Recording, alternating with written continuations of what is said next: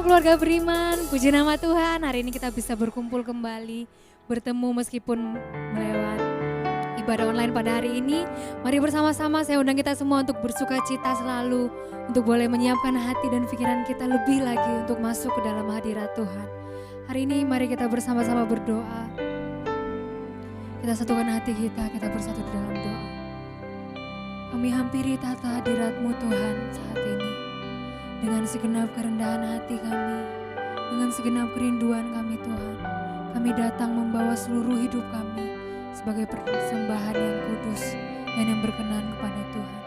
Terimalah setiap kehadiran kami Tuhan, ampuni segenap kesalahan dan dosa kami, agar setiap kami layak untuk menyembah Tuhan, layak untuk menerima kasih karunia daripada-Mu Tuhan. Terima kasih Tuhan, kami serahkan ibadah kami hari ini dalam tangan pengasihan Tuhan. Haleluya. Amin.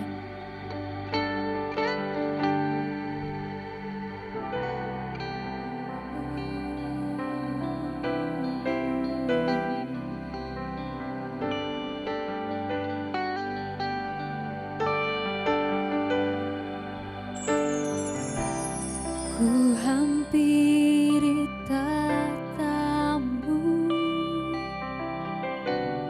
ku sujud menyembahmu, ku bawa seluruh persembahanku, terang kemuliaan-Mu memenuhi hatiku. Allahku, betapa ku mengasihi-Mu.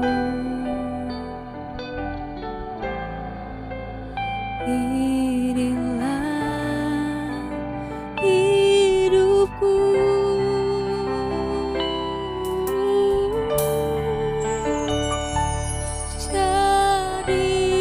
jadikanku penyembah-Mu Tuhan, yang menyembah-Mu dalam roh dan kebenaran.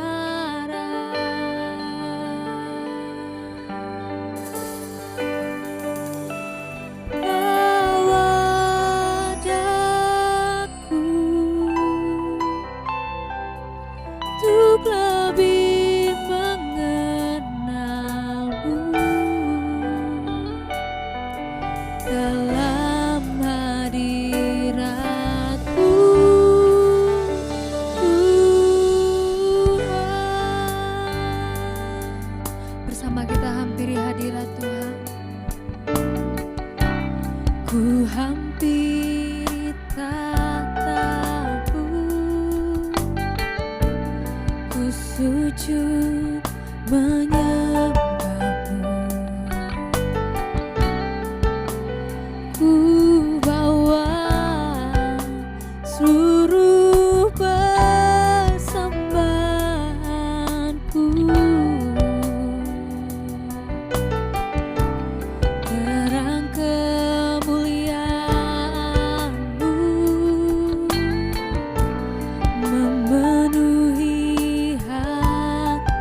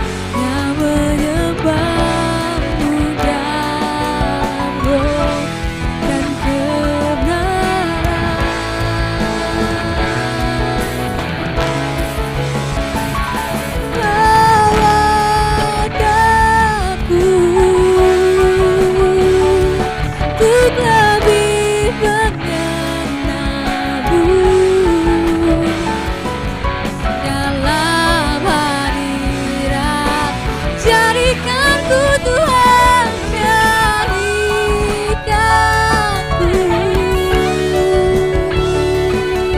Penyembahmu Tuhan, yang menyembahmu dan roh dan kebenaran.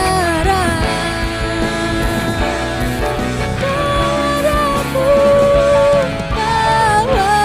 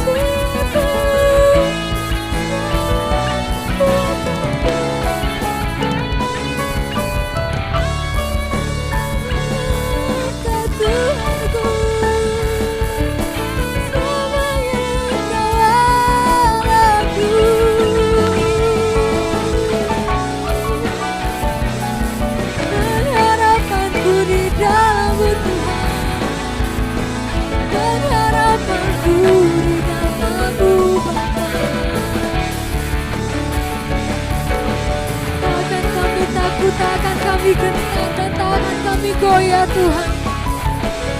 Sebab kami punya Allah, ada satu tangan kuat yang senantiasa memegang kami, menuntun hidup kami, menuntun langkah kami senantiasa. Terima kasih, terima kasih.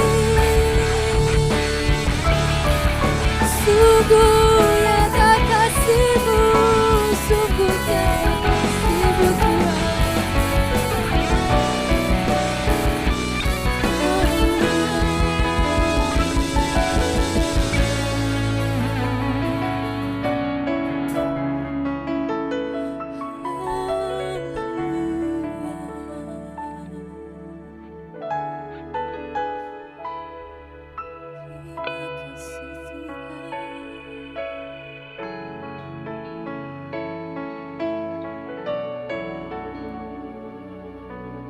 Kami mau akui Tuhan, kami tidak mampu berjalan sendirian.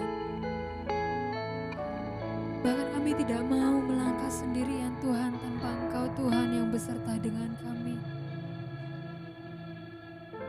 Kami perlu kekuatan Tuhan, kami perlu penyertaan Tuhan, perkenanan Tuhan di dalam hidup kami.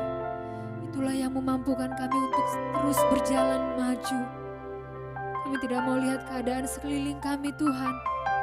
Itu tidak akan menggoyahkan iman kami. Itu tidak akan menggoyahkan kepercayaan kami.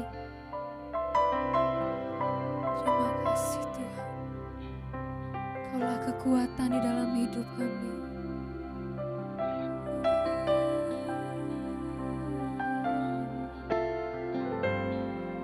Saat ku sendiri, tiada seorang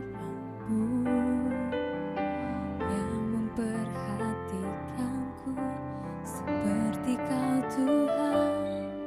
Saat ku berjalan dalam lembah gelap, ku percaya Kau selalu sertaku. Sekali lagi dari awal bersama. Saat ku sendiri, tiada seorang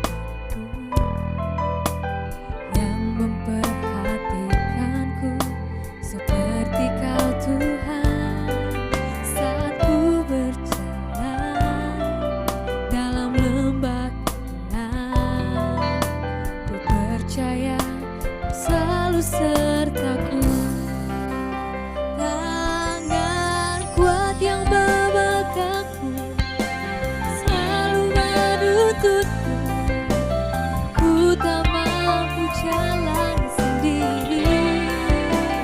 Yesus, ku perlu kasih-Mu, ku perlu kuasa-Mu sampai akhir hidupku. Sekali lagi kita nyanyikan bersama. Saat ku sendiri, tiada seorang yang memperhatikanku seperti Kau Tuhan. Saat ku berjalan dalam lembah gelap, ku percaya Kau selalu sertaku. Sekali lagi jemaat Tuhan sendiri katakan. Saat ku sendiri, mungkin ini adalah saat ini hal yang kau alami. Namun percayalah, ada satu tangan kuat yang senantiasa menopang dan memegang kita. Mungkin saat ini kau berjalan sendirian, namun percayalah ada Tuhan yang selalu menyertai setiap langkahmu. Dengan imanmu mari katakan, tangan kuat yang memegangku selalu menuntunku. Ku tak mau jalan sendiri. Yesus, ku perlu kasih-Mu, ku perlu kuasa-Mu sampai akhir hidupku. Tangan kuat yang memegangku selalu menuntunku. Ku tak mau jalan sendiri. Yesus, kasih-Mu, ku perlu kuasa-Mu sampai akhir hidupku. Oh, tangan kuat yang membanggaku, selalu menuntunku, ku tak mau jalan sendiri. Yesus, ku perlu kasih-Mu, ku perlu kuasa-Mu sampai akhir hidupku. Tangan kuat yang memegangku, selalu menuntunku, ku tak mau jalan sendiri.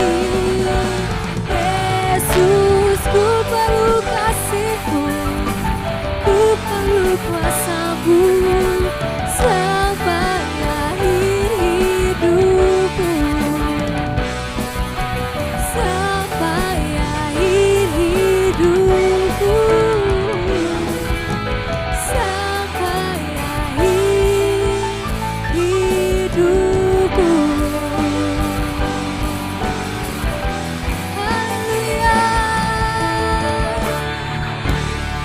Terpujilah nama-Mu Tuhan Yesus Allah kami, yang selalu memegang kami, yang selalu memberikan pertolongan, yang selalu menuntun setiap langkah kami Tuhan. Dengarlah pujian kami Tuhan sebagai ungkapan isi hati kami, bahwasanya kami perlu kasih-Mu, kami perlu kuasa-Mu Tuhan sampai akhir hidup kami. Bapa yang baik, selalulah berjalan beserta dengan kami Tuhan, sebab kami tidak mau berjalan sendirian dan kami tidak mampu Tuhan. Saat ini Tuhan, kami siapkan hati kami buka pikiran kami Tuhan dan telinga kami. Biarlah hati kami boleh menjadi tanah yang subur, tempat firman Tuhan tertanam, berakar, bertumbuh dan berbuah. Terima kasih Tuhan. Di dalam nama Tuhan Yesus kami siap mendengar firman Tuhan. Haleluya. Amin. Shalom Bapak Ibu Saudara yang terkasih dalam Tuhan Yesus Kristus. Apa kabar? Saya berdoa kita semua dalam keadaan baik-baik saja dan kita boleh tetap terus semangat meskipun ada di kondisi seperti sekarang ini. Puji Tuhan, kita mengucap syukur ada di minggu terakhir di bulan Juni, di minggu keempat, yakni di tanggal 28 Juni tahun 2020. Dan perlu saya sampaikan untuk bulan depan, bulan Juli, ibadah sepanjang bulan Juli, Gereja Orang Beriman Kampus Surabaya masih akan diadakan secara online. Untuk informasi lebih lanjut tentang Gereja Orang Beriman Kampus Surabaya, saudara nanti dapat mengklik link yang tertera di layar Bapak Ibu Saudara sekalian. Puji Tuhan. Mari bersama-sama kita masuk dalam kebenaran firman Tuhan. Hari ini firman Tuhan akan terambil dari Kisah Para Rasul pasalnya yang ke-12, ayatnya yang ke-20 sampai dengan yang ke-23. Kisah Para Rasul pasalnya yang ke-12, ayatnya yang ke-20 sampai dengan yang ke-23, judulnya di Alkitab LAI, Herodes mati. Saya akan bacakan untuk Bapak Ibu Saudara sekalian. Demikian firman Tuhan, Herodes sangat marah terhadap orang Tirus dan Sidon. Atas persetujuan bersama mereka pergi menghadap dia. Mereka berhasil membujuk Blastus, pegawai istana raja, ke pihak mereka. Lalu mereka memohonkan perdamaian karena negeri mereka beroleh bahan makanan dari wilayah raja. Dan pada suatu hari yang ditentukan, Herodes mengenakan pakaian kerajaan, lalu duduk di atas tahta dan berpidato kepada mereka. Dan rakyatnya bersorak membalasnya, ini suara Allah dan bukan suara manusia. Ayat 23 terakhir, dan seketika itu juga ia ditampar malaikat Tuhan, karena ia tidak memberi hormat kepada Allah. Ia mati dimakan cacing-cacing. Demikian firman Tuhan. Nah Bapak Ibu Saudara terkasih dalam Tuhan Yesus Kristus, hari ini saya ingin bagikan buat Bapak Ibu Saudara sekalian tentang intervensi ilahi.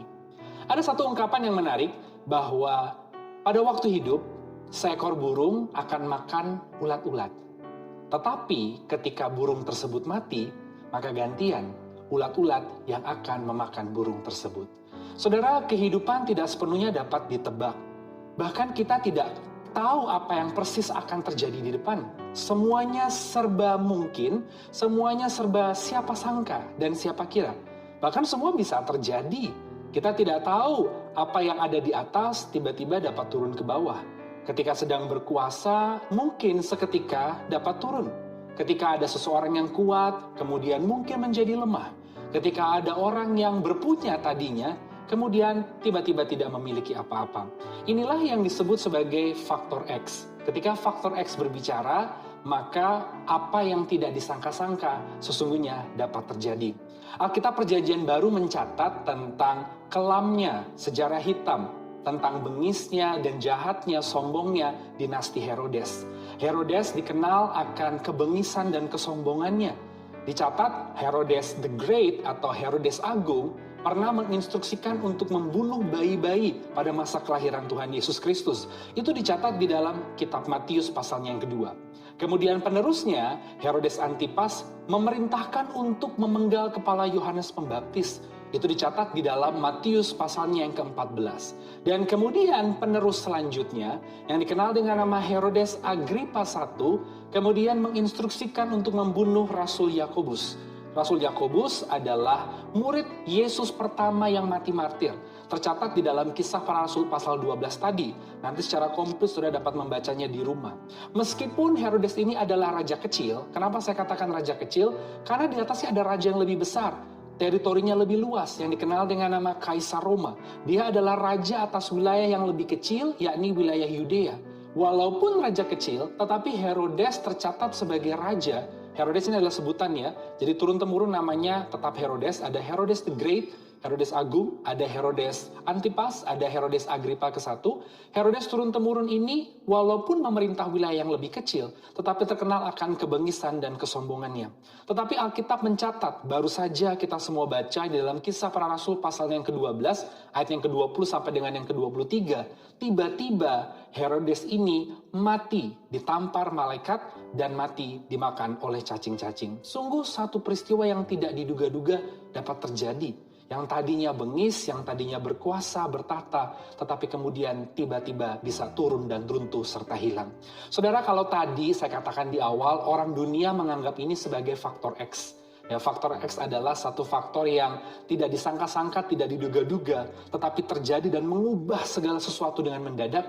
Maka sebagai orang percaya, saudara dan saya melihat keadaan ini sebagai intervensi ilahi. Dan memang Lukas sebagai penulis dari kitab Kisah Para Rasul memandang peristiwa ini sebagai intervensi ilahi. Allah berintervensi di sini. Bagaimana dinasti Herodes yang sombong, bengis, kejam, secara tiba-tiba di dalam Kisah Rasul pasal 12 dapat tercatat runtuh, jatuh, mati dilahap oleh cacing-cacing. Inilah yang akan kita bahas bersama-sama tentang intervensi ilahi. Apa sih intervensi ilahi? Intervensi ilahi adalah satu tindakan campur tangan Allah atas satu peristiwa yang kemudian dapat mengubah satu keadaan yang tidak diduga-duga. Kalau kita lihat dari Kamus Besar Bahasa Indonesia, kata intervensi ini memiliki arti campur tangan, tindakan campur tangan dari sebuah badan atau lembaga atau pihak yang berwenang lebih tinggi atau orang yang memiliki otoritas yang lebih untuk menyelesaikan atau mengakhiri satu permasalahan atau keadaan. Sebagai orang percaya hari ini marilah kita melihat kehidupan bahwa ada yang namanya intervensi ilahi. Ada yang namanya campur tangan Allah sehingga segala sesuatu yang tadinya tidak diduga-duga dapat terjadi. Hari ini kita di posisi mana dalam kehidupan? Ingat, kita hanyalah kecil, yang besar dan berkuasa itu adalah Tuhan. Mari tetap dekat pada Tuhan. Mari tetap ikut dengan jalurnya Tuhan. Karena Dia adalah Allah yang hidup dan Allah yang berkuasa. Hari ini kita akan bahas dua hal saja. Sebagai orang percaya, apa yang perlu dilakukan oleh saudara dan saya mengetahui ada yang namanya intervensi ilahi. Yang pertama, saya akan baca sekali lagi firman Tuhan. Kalau kita lihat tadi di dalam Kisah Para Rasul pasalnya yang ke-12, ayatnya yang ke-22 dan yang ke-23. Demikian firman Tuhan. Dikatakan di sana, dan rakyatnya bersorak membalasnya. Ini suara Allah dan bukan suara manusia. Dan seketika itu juga, ia, di sini maksudnya Herodes, lebih tepatnya adalah Herodes Agrippa ke-1, ditampar malaikat Tuhan karena ia tidak memberi hormat kepada Allah. Ia mati dimakan cacing-cacing. Yang pertama Bapak Ibu Saudara, karena kita sudah mengetahui bahwa ada yang namanya intervensi ilahi yang sanggup mengubahkan keadaan secara tiba-tiba, mendadak, menjadi tidak seperti yang kita bayangkan. Apa yang perlu kita ketahui dan pelajari? Yang pertama, ketika kita sedang berjaya, ingat, jangan pernah sekali-kali takabur. Yang pertama, karena ada yang namanya intervensi ilahi, ingat, pada waktu kita sedang berjaya, ingat, sekali-kali jangan pernah kita takabur. Apa sih takabur, Bapak Ibu Saudara? Takabur itu kalau kita cek di dalam Kamus Besar Bahasa Indonesia adalah satu keadaan di mana seseorang merasa hebat sendiri, paling hebat sendiri.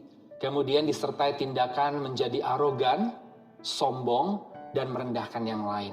Kadangkala kita tidak sadar kita menjadi orang-orang yang takabur ketika kita sedang berada di keadaan yang jaya-jayanya. Ingat, ada yang namanya intervensi ilahi. Keadaan bisa berubah sedemikian tanpa diduga-duga. Seperti yang saya katakan tadi, di awal ada satu ungkapan, kalau burung pada waktu masih hidup, dia makan cacing-cacing, tetapi keadaan berbalik ketika dia mati justru dia dimakan oleh cacing. Itu artinya keadaan hidup manusia itu bisa berubah-ubah. Sewaktu-waktu di atas, ada intervensi ilahi, kemudian dia diturunkan ke bawah. Pada waktu itu dia mungkin berpunya, tetapi karena ada intervensi ilahi, seketika ia kehilangan. Pada waktu itu mungkin ia berkuasa, berjaya, tetapi karena ada intervensi ilahi, ia menjadi tidak berdaya dan tidak memiliki apa-apa. Jadi yang pertama, jangan sampai kita takabur. Jangan sampai kita menjadi orang yang merasa hebat sendiri, menjadi orang yang arogan, sombong, bahkan merendahkan orang lain. Ingat, Alkitab mencatat di dalam Amsal pasal 3 ayatnya yang ke-6, dikatakan firman Tuhan, Amsal pasal 3 ayatnya yang ke-6, firman Tuhan mengatakan, akuilah dia dalam segala lakumu. Akuilah Tuhan dalam segala tingkah laku kita. Walaupun hari ini kita ada di posisi atas berjaya, ingat apa yang kita perkatakan haruslah untuk kemuliaan nama Tuhan. Pada waktu kita sedang memiliki segala-galanya, jangan menjadi sombong, angkuh, dan merendahkan orang lain. Ingat, dalam hal apapun yang kita miliki, biarlah hanya nama Tuhan yang dimuliakan. Akuilah Tuhan dalam perbuatanmu. Ketika engkau memperlakukan orang lain, biarlah engkau memperlakukan orang lain, nama Tuhan boleh dimuliakan lewat perlakuanmu terhadap orang lain tersebut. Karena orang yang takabur adalah orang yang tidak mengakui Tuhan dalam setiap langkah hidupnya. Ia lupa ketika ia berbicara, ia lupa ketika ia bertindak, ia lupa ketika ia melakukan sesuatu sehingga ia menjadi pribadi yang sombong dan merendahkan orang lain. Saya mau kasih tahu bahwa kita tidak boleh, sangat-sangat tidak boleh takabur. Kenapa? Karena segala sesuatu bisa berbalik sedemikian rupa tanpa kita sadari mendadak. Karena ada satu peristiwa yang disebut sebagai intervensi ilahi. Ada satu kejadian nyata yang mencatatnya demikian. Kalau saudara pernah mendengar ada nama seorang wanita yang pernah tercatat sebagai wanita terkaya di dunia. Namanya adalah Barbara Woolworth Hutton. Barbara Woolworth Hutton, dia adalah cucu dari pengusaha retail kaya raya Amerika Serikat, pendiri perusahaan Woolworth yang menjual beraneka macam keperluan. Seperti gerai-gerai yang menjual segala macam, mulai tas, mulai baju, perlengkapan masak, semua ada. Ini adalah perusahaan Woolworth. Dia adalah cucu dari pendiri perusahaan Woolworth di Amerika Serikat. Dan ayahnya bernama Hutton juga adalah orang yang kaya raya dan terkenal. Barbara Woolworth sebagai anak tunggal papanya dan cucu dari kakeknya yang adalah pendiri gerai terbesar di Amerika tahun 1800-an, dia menjadi wanita terkaya di dunia pada awal tahun 1900-an. Saudara, tahun 1900-an di usianya yang ke-21 tahun, Barbara Woolworth Hutton ini sudah mewarisi 50 juta US dollar. Itu kita bicara awal 1900-an. Saya nggak tahu kalau sekarang di tahun 2020 dikonversikan, mengikuti inflasi dan sebagainya nilainya jadi berapa, tapi pada waktu itu saja dia sudah mewarisi umur 21 tahun, mewarisi harta dari kakeknya dan ayahnya dengan total 50 juta US dollar. Kalau kita mendengar ini, kita mungkin akan mengira bahwa wah hidupnya pasti akan aman, tentram, makmur, jaya, nikmat, tinggal santai, tidur enak, nyenyak. Tetapi ternyata kalau saudara melihat catatan kehidupannya, makanya kehidupannya ini dibuat film oleh Hollywood dengan judul Poor Little Rich Girl. Satu film yang terinspirasi dari kehidupan Barbara Woolworth, bagaimana dia terlahir sebagai wanita yang kaya raya, umur 21 tahun mewarisi harta kakeknya, tetapi meninggal dengan tragisnya. Dia meninggal tahun 1970-an hanya dengan harta $3.500 dan dia tidur di sebuah hotel di Los Angeles. Artinya Bapak Ibu Saudara, keadaan itu bisa berubah sedemikian rupa, berbalik 180 derajat. Inilah peristiwa yang disebut sebagai intervensi ilahi. Makanya ketika kita sedang ada di posisi atas berjaya, ingat jangan sekali-kali takabur. Jangan sekali-kali menganggap rendah orang lain, jangan sombong, jangan angkuh, tetap rendah hati. Ketika kita rendah hati, berkat akan mengalir buat saudara dan saya. Yang namanya rendah itu posisinya ada di bawah. Seperti aliran sungai mengalir dari tempat tinggi ke bawah, maka berkat itu pasti akan mengalir dengan sendirinya. Jadi itu poin yang pertama buat kita semua, karena ada yang namanya intervensi ilahi.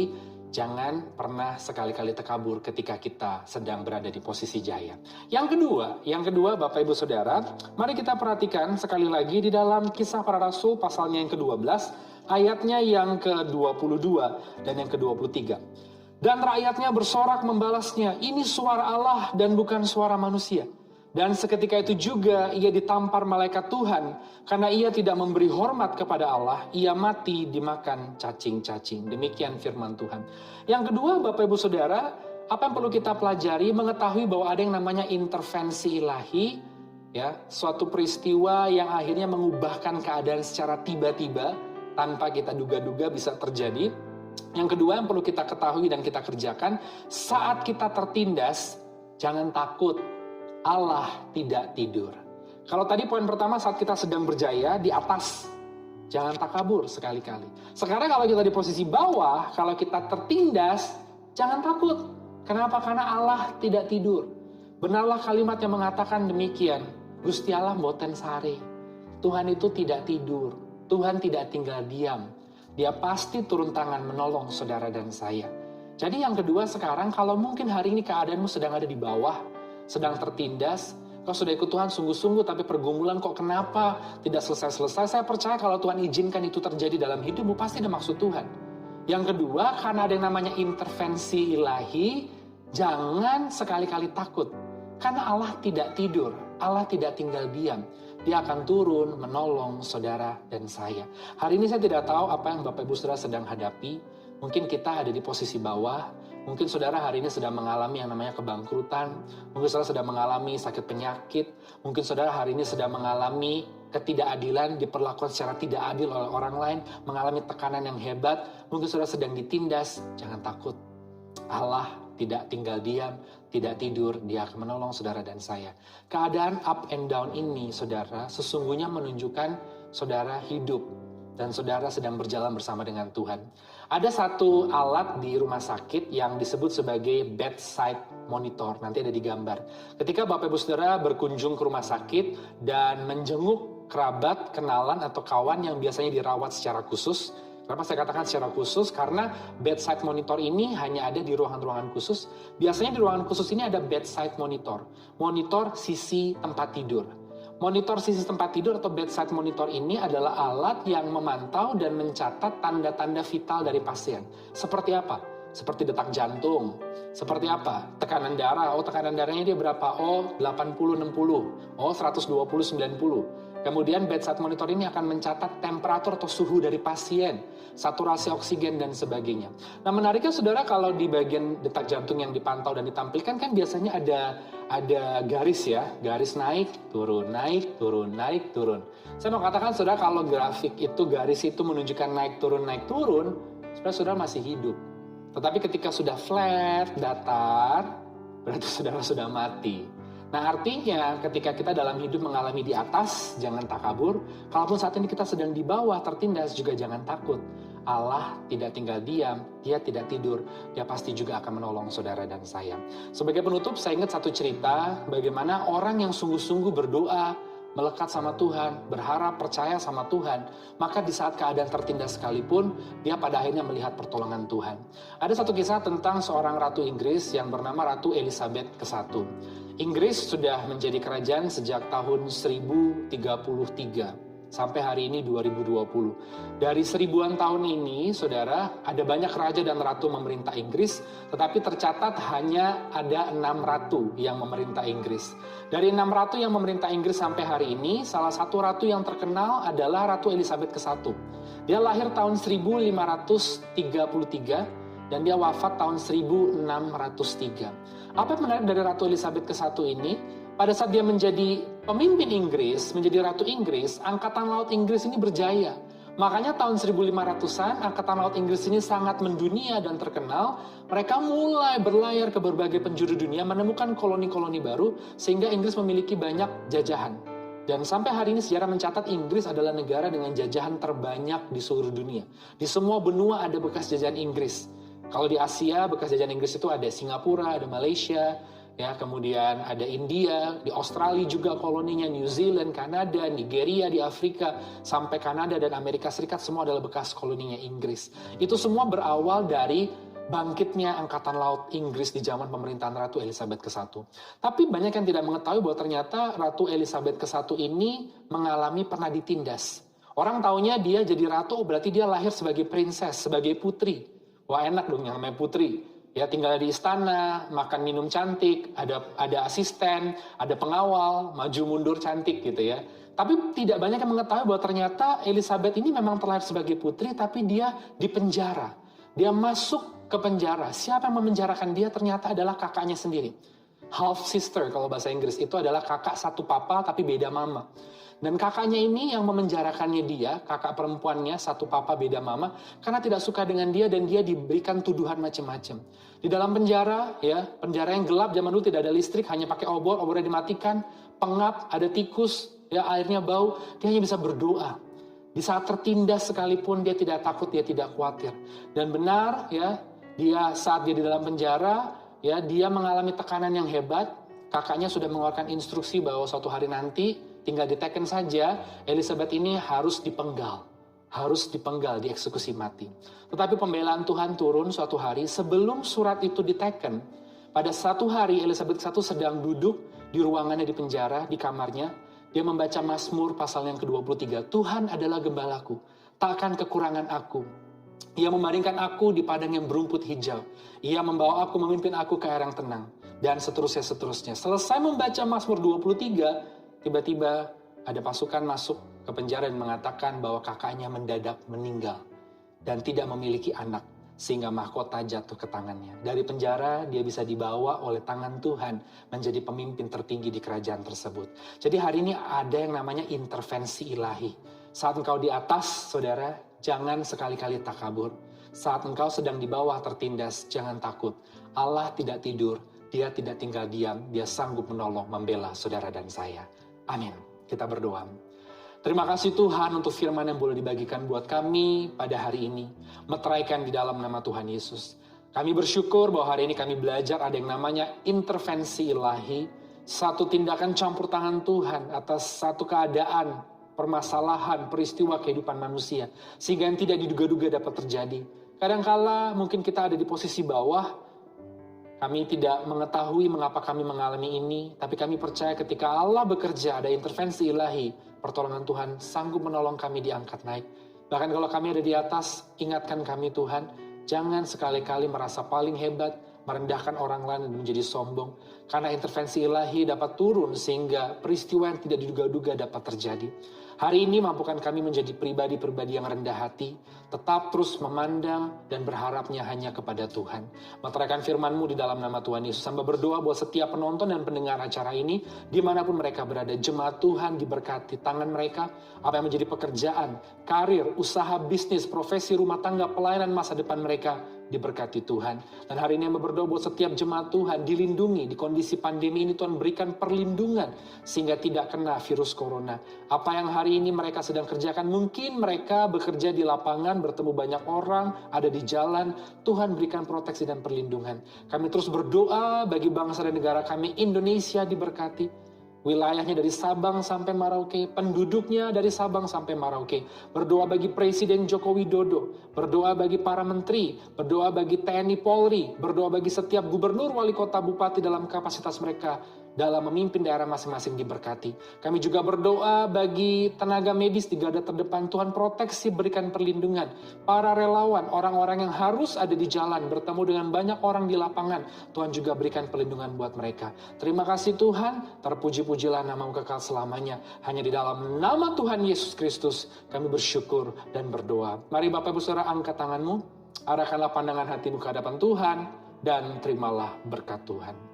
Kasih dari Allah Bapa di sorga, penyertaan cinta dan damai sejahtera shalom dari Tuhan Yesus Kristus, serta persekutuan yang manis dengan Allah Roh Kudus, menyertai kita semua hari ini sampai Maranatha. Dalam nama Tuhan Yesus, haleluya, amin.